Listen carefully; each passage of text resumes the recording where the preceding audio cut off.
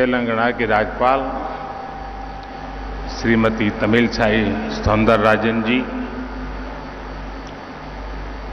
केंद्रीय मंत्रिमंडल के मेरे सहयोगी श्री जी कृष्ण रेड्डी जी, तेलंगाना सरकार के मंत्री, Indian school of business executive board के चेयरमैन, डीन, अन्य प्रोफेसर्स, टीचर्स, पेरेंट्स और मेरे प्यारे युवा साथियों,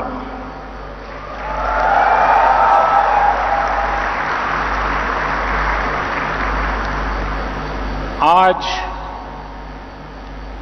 इंडियन स्कूल ऑफ बिजनेस ने अपनी गौरवमयी यात्रा के एक अहम माइलस्टोन पार किया है। हम सभी आईएसबी की स्थापना के 20 साल पूरे होने को सेलिब्रेट कर रहे हैं। आज अनेक साथियों को अपनी डिग्री मिली है, गोल्ड मेडल मिले हैं। आईएसबी को सफलता के इस पड़ाव पर पहुंचाने में अनेकों लोगों की तपस्या रही है। मैं आज उन सभी को याद करते हुए आप सभी को, आईएसबी के प्रोफेसर्स, फैकल्टी, सभी स्टूडेंट्स को, पेरेंट्स को, आईएसबी के एल्यूमनाइज को बहुत बहुत बधाई देता हूं।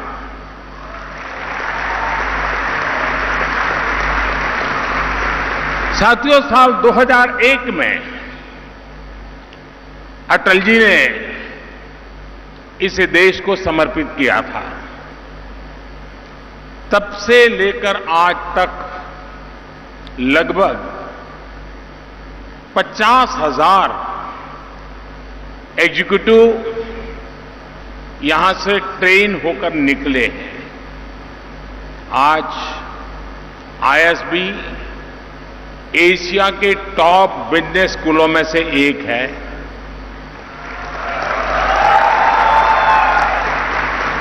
आईएसबी से निकलने वाले जो प्रोफेशनल्स हैं, वे देश के बिजनेस को गति दे रहे हैं, बड़ी बड़ी कंपनियों का मैनेजमेंट संभाल रहे हैं। यहां के स्टूडेंट्स ने अनेक स्टार्टअप बनाए हैं, अनेकों यूनिकॉर्न्स निर्माण में उनकी भूमिका रही है। ये आईएसबी के लिए उपलब्धि तो है ही, पूरे देश के लिए गर्व का विषय भी है।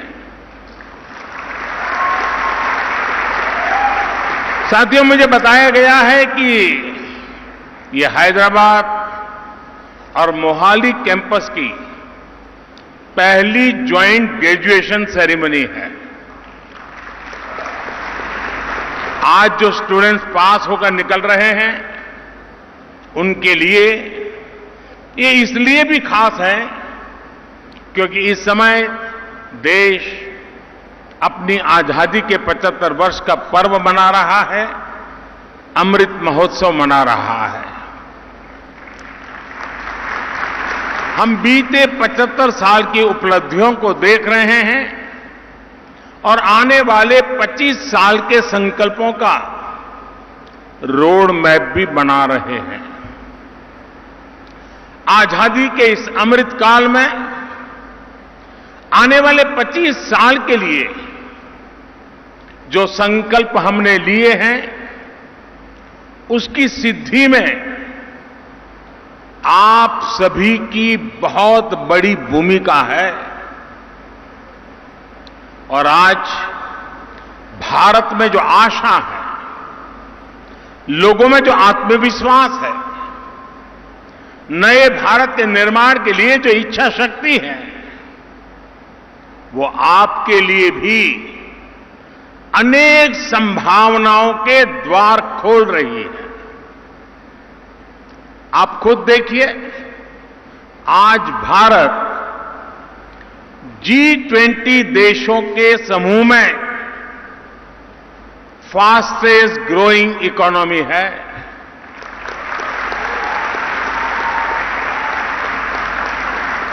स्मार्टफोन डेटा कंज्यूमर के मामले में भारत पहले नंबर पे है।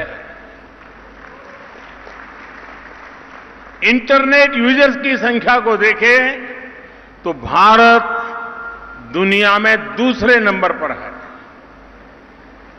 ग्लोबल रिटेल इंडेक्स में भी भारत दुनिया में दूसरे नंबर पर है।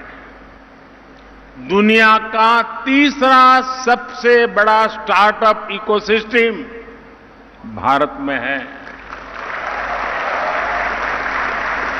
दुनिया का तीसरा सबसे बड़ा कंज्यूमर मार्केट भारत में है। ऐसी कई चीजें मैं आपके सामने रख सकता हूं, गिना सकता हूं। कोरोना जैसी वैश्विक महामारी में हम सबने और दुनिया ने भारत का सामर्थ्य देखा है। सदी की इस सबसे बड़ी आपदा में ग्लोबल सप्लाई चेन्स में इतना बड़ा डिस्रप्शन हुआ, फिर युद्ध ने भी इस संकट को और बढ़ा दिया।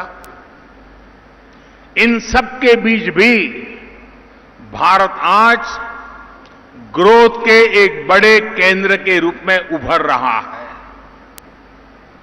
पिछले साल भारत में अब तक का सबसे ज्यादा रिकॉर्ड एफडीआई आया। आज दुनिया ये महसूस कर रही है कि इंडिया मीन्स बिजनेस, और ये केवल अकेले सरकार के प्रयासों के कारण संभव नहीं हुआ है। इसमें आईएसबी जैसे बिजनेस स्कूल्स का, यहां से निकलने वाले प्रोफेशनल्स का, देश के युवा का भी बहुत बड़ा योगदान है। चाहे स्टार्टअप्स हो या ट्रेडिशनल बिजनेस हो, चाहे मैन्युफैक्चरिंग हो या सर्विस सेक्टर हो, हमारे युवा ये साबित कर रहे हैं कि वो दुनिया को लीड कर सकते हैं। मैं सही बता रहा हूं ना? आपको भरोसा है कि नहीं अपने आप पर? मुझे आप पर भरोसा है, आपको अपने आप पर है। साथियों, इसलिए आज दुनिया भारत को, भारत के युवाओं को और भारत के प्रोडक्ट्स को एक नए सम्मान और नए भरोसे के साथ देख रही है। साथियों, भारत जिस स्केल पर लोकतांत्रिक तरीके से अनेक चीजें अपने यहां कर सकता है, जिस तरीके से हम यहां कोई नीति या निर्णय लागू कर सकते हैं, वो पूरी दुनिया के लिए अध्ययन का, सीखने का विषय बन जाता है। और इसलिए हम अक्सर इंडियन सॉल्यूशंस को ग्लोबली इंप्लीमेंट होते हुए देखते हैं। और इसलिए मैं आज इस महत्वपूर्ण दिन पर आपसे कहूंगा कि आप अपने व्यक्तिगत लक्ष्यों को देश के लक्ष्यों के साथ जोड़िए। आप जो सीखते हैं, आपका जो भी अनुभव होता है, आप जो भी इनिशिएटिव लेते हैं, उससे देश हित कैसे सधेगा, इस बारे में हमेशा सोचना चाहिए। जरूर सोचिए। आज देश में चाहे ईज ऑफ डूइंग बिजनेस के लिए अभियान हो, 1,500 से ज्यादा पुराने कानूनों और हजारों कंप्लायंसेस को समाप्त करने का काम हो, टैक्स के अनेकों कानूनों को समाप्त करके जीएसटी जैसी पारदर्शी व्यवस्था का निर्माण हो, एंटरप्रेन्योर्स और इनोवेशंस को बढ़ावा देना हो, नई स्टार्टअप पॉलिसी हो, ड्रोन पॉलिसी हो, अनेक नए सेक्टर्स को खोलना हो, 21वीं सदी की आवश्यकताओं को पूरा करने वाली नेशनल एजुकेशन पॉलिसी को लागू करना हो, ये सारे बड़े बदलाव आप जैसे युवाओं के लिए ही तो हो रहे हैं।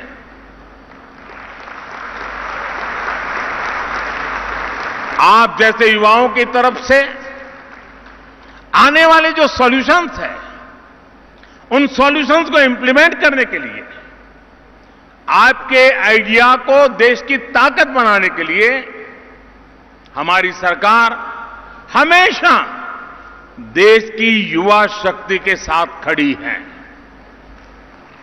साथियों, आपने सुना होगा, कई बार एक बात को मैं बार बार दोहराता भी हूं और अक्सर मैं कहता हूं, रिफॉर्म, परफॉर्म, ट्रांसफॉर्म की बात करता हूं। ये मंत्र देश में आज जो गवर्नेंस है उसे डिफाइन करता है। ये आप जैसे मैनेजमेंट के स्टूडेंट्स, प्रोफेशनल्स के लिए भी बहुत अहम। मैं ये सारी बातें आपको इसलिए बता रहा हूं क्योंकि आप लोग यहां से निकलने के बाद बहुत सारे पॉलिसी डिसीजंस लेने वाले हैं। पॉलिसी सिर्फ ड्राइंग रूम पर अच्छी हो, कागज पर बेहतर हो, जमीन पर अगर नतीजे ना दें तो उसका कोई लाभ नहीं होता। इसलिए पॉलिसी का आकलन इंप्लीमेंटेशन और एंड रिजल्ट के आधार पर होना चाहिए। रिफॉर्म, परफॉर्म, ट्रांसफॉर्म के मंत्र ने कैसे पॉलिसीज को, देश की गवर्नेंस को रिडिफाइन किया है, ये भी मैं चाहूंगा कि आप जैसे नौजवानों को जानना बहुत जरूरी है। साथियों, बीते 8 साल की तुलना अगर आप उसके पहले के 3 दशक से करेंगे तो एक बात जरूर नोट करेंगे, हमारे देश में रिफॉर्म्स की जरूरत तो हमेशा से महसूस की जाती रही थी, लेकिन पॉलिटिकल विल पावर की हमेशा कमी रहती थी। पिछले 3 दशकों में लगातार बनी रही राजनीतिक अस्थिरता के कारण देश ने लंबे समय तक पॉलिटिकल विल पावर की कमी देखी। इस वजह से देश रिफॉर्म से बड़े फैसले लेने से दूर ही रहा। 2014 के बाद से हमारा देश राजनीतिक इच्छा शक्ति को भी देख रहा है और लगातार रिफॉर्म भी हो रहे हैं।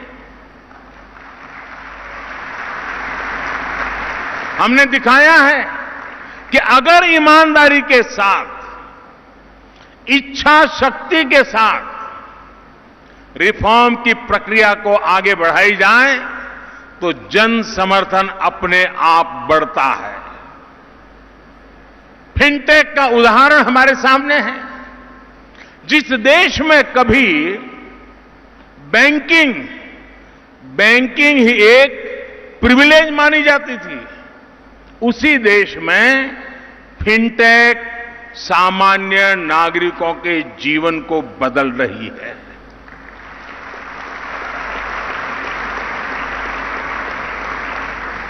जहां कभी बैंकों के प्रति भरोसा कायम करने के लिए बहुत सारी मेहनत करनी पड़ती थी, वहां अब दुनिया की 40% डिजिटल ट्रांजैक्शन हिंदुस्तान में हो रही है।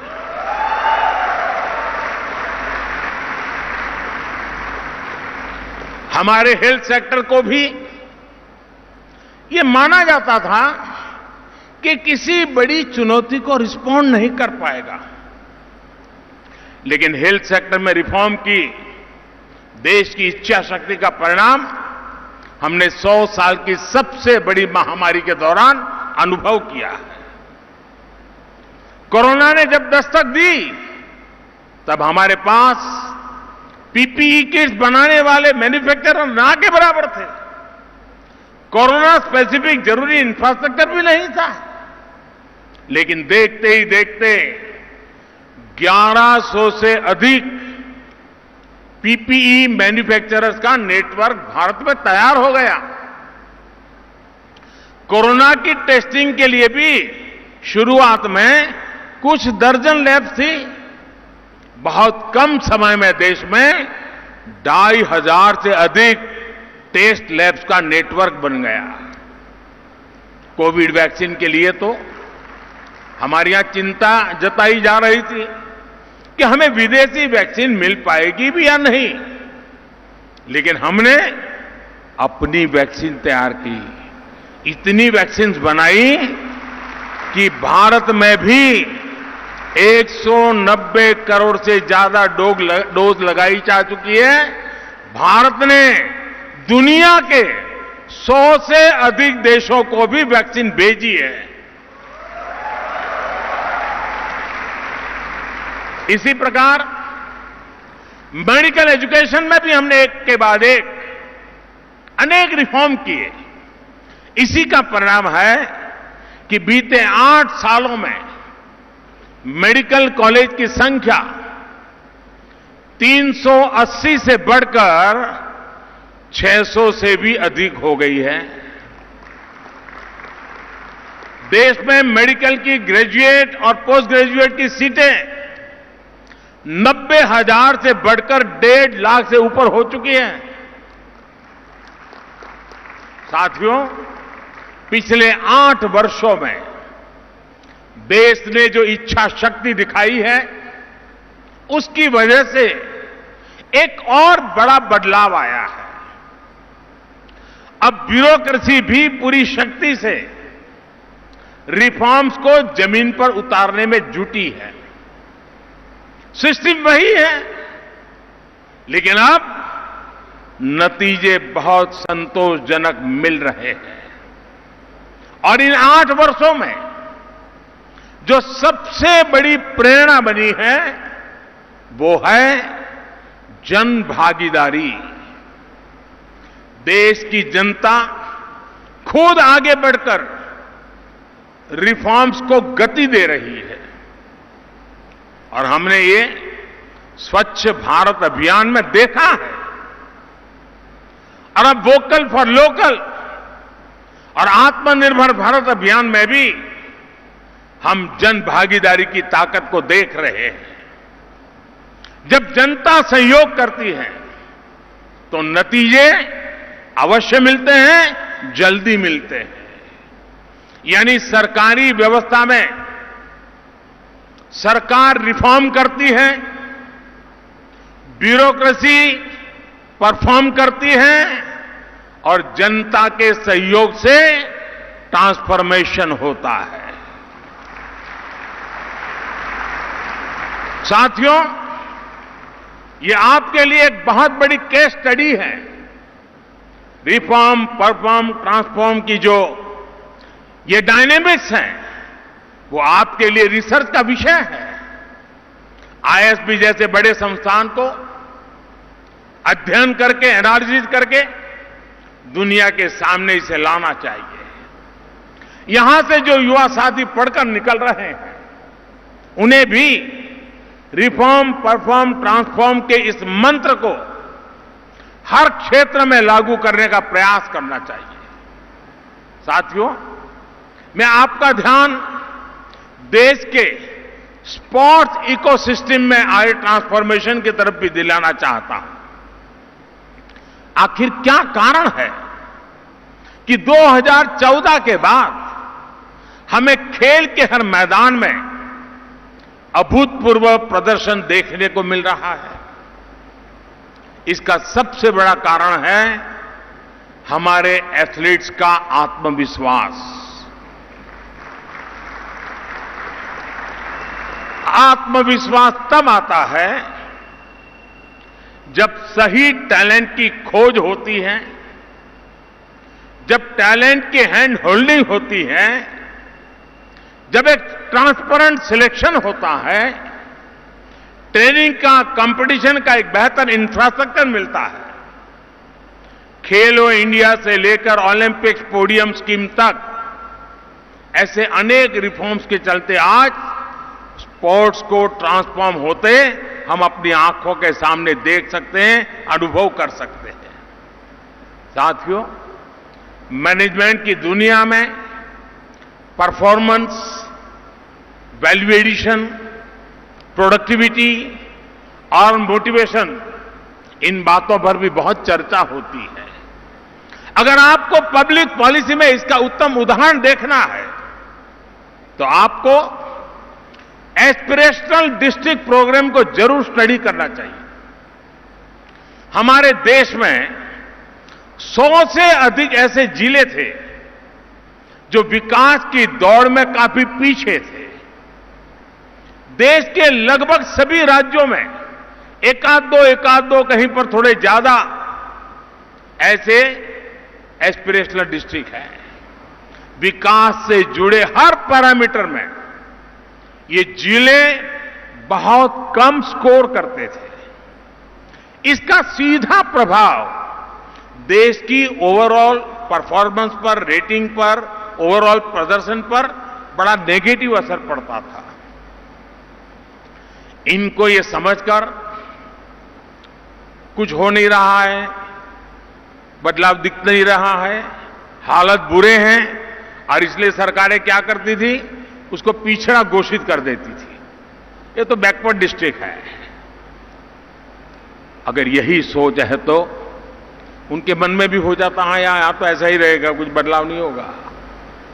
सरकारी सिस्टम में जिन अफसरों को सबसे कम प्रोडक्टिव माना जाता था, निकम्मे माना जाता था, उनको अक्सर इन जिलों में तैनात करने देना और जाओ भाई तुम तुम्हारा जानो, तुम्हारा नसीब, जाने पड़े रहो। लेकिन साथियों, हमने अप्रोच बदली। जिसे कल तक बैकवर्ड डिस्ट्रिक्ट कहते थे, हमने कहा है बैकवर्ड नहीं है, ये एस्पिरेशनल डिस्ट्रिक्ट है। हमने उसको एस्पिरेशनल घोषित किया और हमने तय किया कि हम इन जिलों में विकास की आकांक्षा जगाएंगे, एक नई भूख जगाएंगे। देश के एफिशिएंट युवा अधिकारियों को चिन्हित करके इन जिलों में भेजा गया। इन जिलों में होने वाले हर काम को विशेष तौर पर मॉनिटर किया गया। डैशबोर्ड पर रियल टाइम मॉनिटरिंग करने की व्यवस्था की। जहां जहां कमियां नजर आती थी उन कमियों को दूर करने का प्रयास किया गया। और साथियों, आपको जानकर के खुशी होगी, आज स्थिति यह है कि इनमें से कई जिले आज देश के दूसरे बेहतर समझे जाने वाले जिलों से कहीं ज्यादा अच्छा परफॉर्म कर रहे हैं।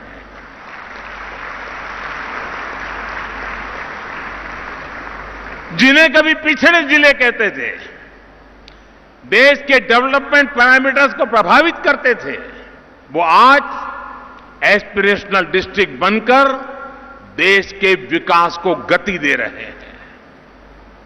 अब हमने राज्यों से कहा है कि इस अप्रोच को और विस्तार दें।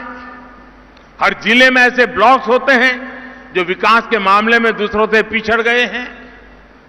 ऐसे ब्लॉक्स को आइडेंटिफाई करके एस्पिरेशनल ब्लॉक्स अभियान को अब आगे बढ़ाया जा रहा है। देश में हो रहे ये बदलाव, इनकी जानकारी आपको पॉलिसी डिसीजंस में, मैनेजमेंट में बहुत मदद करेगी। साथियों, आपके लिए ये सब जानना इसलिए भी जरूरी है क्योंकि आज देश में बिजनेस के मायने भी बदल रहे हैं और बिजनेस का दायरा भी बढ़ रहा है। आज भारत में economic landscape small, medium, cottage और यहां तक कि इनफॉर्मल एंटरप्राइज तक में फैल रहा है। ये बिजनेस लाखों लाख लोगों को रोजगार के अवसर दे रहे हैं। इनका सामर्थ्य बहुत ज्यादा है, इनमें आगे बढ़ने का कमिटमेंट बहुत ज्यादा है।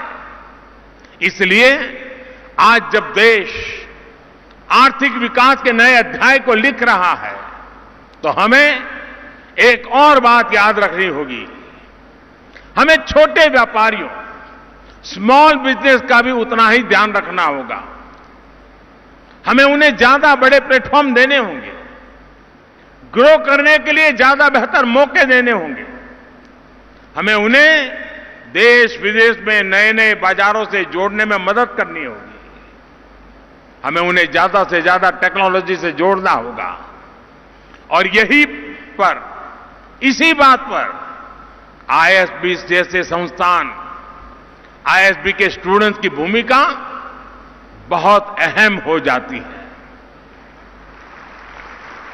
एक फ्यूचर बिजनेस लीडर के तौर पर आप सभी को, हर बिजनेस को और बड़ा और विस्तार करने के लिए आगे आना होगा, जिम्मेवारियां संभालनी होगी।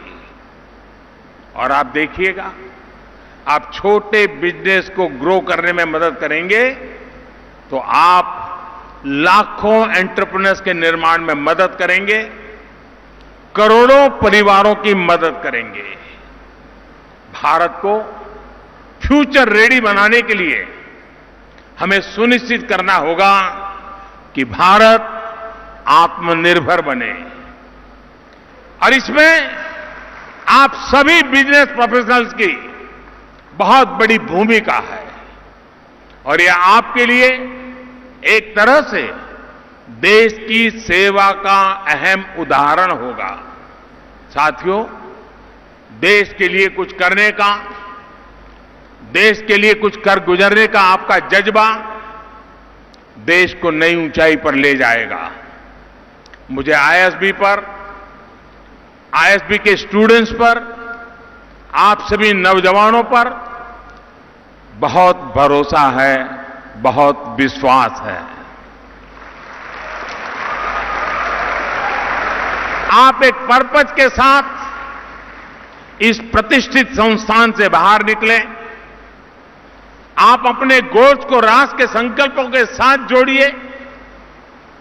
हम जो कुछ भी करेंगे उससे एक राष्ट्र के रूप में सशक्त होंगे। इस कमिटमेंट के साथ जब आप कोई भी प्रयास करेंगे तो सफलता आपके कदम पर होगी। एक बार फिर आज जिन जिन साथियों को मुझे मेडल देने का अवसर मिला है और भी जो लोगों ने सिद्धियां प्राप्त की हैं, उनको, उनके परिवारजनों को अनेक अनेक शुभकामनाएं देता हूं। और आईएसबी भारत की विकास यात्रा में ऐसी पीढ़ियों को तैयार करता रहे, ऐसी पीढ़ियां राष्ट्र के लिए समर्पित भाव से कार्य करती रहे। इसी एक अपेक्षा के साथ आप सबका बहुत बहुत धन्यवाद।